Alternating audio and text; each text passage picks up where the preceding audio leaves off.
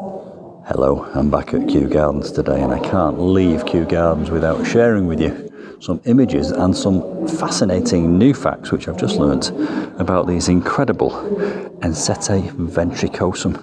Now, I have a version of this plant in my garden called Ensete Ventricosum Maurelii, the Abyssinian red banana.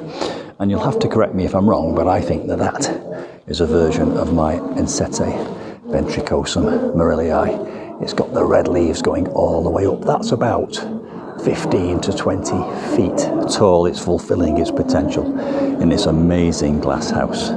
This one here, I think, might be the Ensete Ventricosum red stripe, slightly smaller version, but the same family. Now, these are false bananas. They're not actually real bananas. These are not the type of bananas that produce the yellow curved fruit that we eat. But that's not to say it's not edible. This plant is actually a food source for millions around the world, and they actually farm them in Ensete Ventricosum farms. And the food comes from the leaves and the parts of the plant which are underground. It produces a starchy substance which can be used in soups and bread and porridges. And they can be grown in the ground in their native countries, and they can be harvested after only 2 years. They can also be left for 10 years.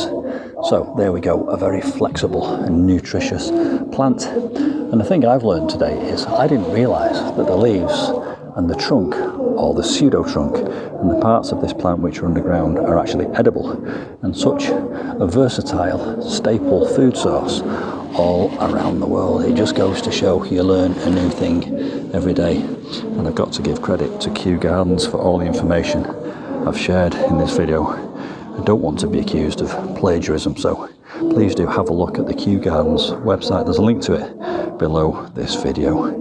Isn't that amazing?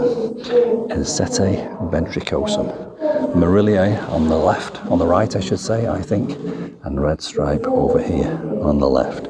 Do have a look at Kew Gardens, and I hope you've enjoyed that, and I'll see you soon for some more Kew Garden adventures. Bye for now.